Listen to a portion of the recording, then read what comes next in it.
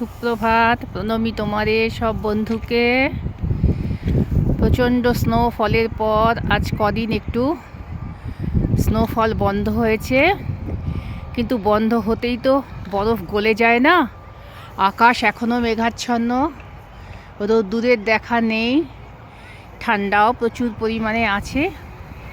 তাই আমি একটু হাঁটতে বেরোলাম। এগুলো আমার পুরনো জায়গা, তোমাদের আগে দেখিয়েছি, মনে আছে? এখানে মেট্রোর এক্সটেনশান হচ্ছে, বাস স্ট্যান্ডের কাজও হচ্ছে, বাস রুট তৈরি হচ্ছে, মেট্রো এক্সটেনশান হচ্ছে। আর এই যে আমরা আগে যেখানে থাকতাম, এই যে হারকুল গাতানের স্কুল, এই যে হারকুল গাতানের স্কুল, দেখো এখানে স্কুলের বাচ্চারা বরফ আচ্ছাদিত মাঠে খেলাধুলা করছে। ভালো লাগছে দেখতে। আমিও বেরিয়ে পড়েছি, আমারও তো এই দেশ ছেড়ে স্বদেশে প্রত্যাবর্তনের সময় এগিয়ে আসছে। তাহলে একটু বরফ দেখতে দেখতে যাই। আর আমার খুব প্রিয় জায়গা হচ্ছে সিরকা। চলো আজকে তোমাদের সেই কবরস্থানে আরেকবার নিয়ে যাই, সিরকাতে দেখে আসি তেনারা সব কেমন আছেন। অবশ্য তেনারা সব ঠান্ডার দেশেরই মানুষ, তাদের খারাপ লাগবে না।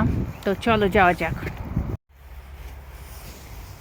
চলে এলাম সেই পিসফুল, সাইলেন্ট অ্যান্ড পিওর এই জায়গাটায় চলে এলাম।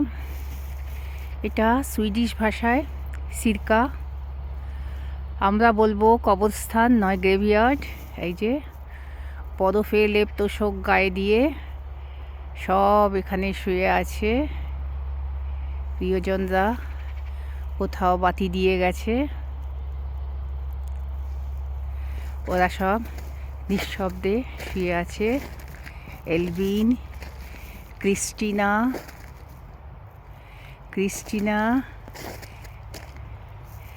জেসিকা, উইল্ডবোল্ট, ইনগেমার স্কেলস, মজ, ওয়ালডার্ড,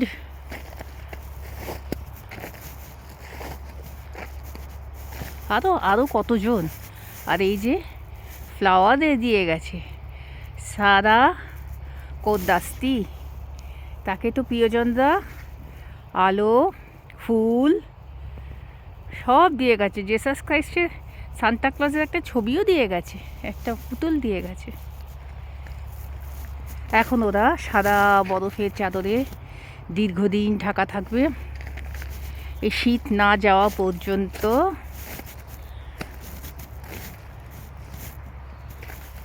নিঃশব্দ পাড়া, নিঃশব্দ এলাকা, কেউ ডিস্টার্ব করবে না। রাদার আমি হয়তো একটু ডিস্টার্ব করছি, তাই সবার কাছ থেকে ক্ষমা চেয়ে নিয়ে আমি বন্ধ করে দিলাম এটা। বরফ ক্লিনিং করেছে, দুপাশে সরিয়ে রেখেছে ছোট ছোট বরফের পাহাড়ে। আমিও দাঁড়িয়ে আছি পা দিয়ে। ওদিকে হরিণ দুটো দাঁড়িয়ে আছে, পত্রহীন বৃক্ষরাও দাঁড়িয়ে আছে।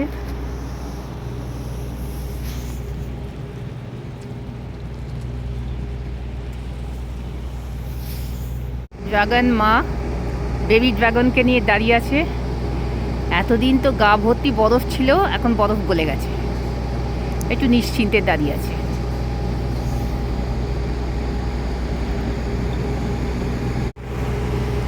আইস স্কেটিং রিংটা বেশ ভালো আছে, একদম স্লিপারি। আমরা উঠলে তো অবশ্যই পড়ে যাব, তবে সাত সকালে বাচ্চারা সব স্কুলে গেছে, এখন নেই। 3টে সাড়ে 3টে থেকে, সাড়ে 3টেও না, আড়াইটা, 2টো আড়াইটা থেকে সব এসে ভিড় করবে।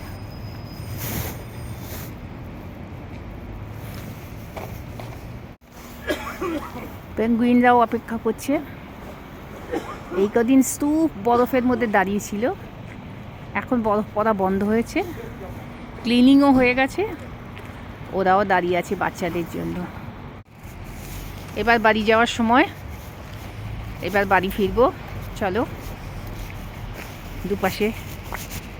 দুপাশে বরফ দেখতে দেখতে আমরা বাড়ি ফিরবো।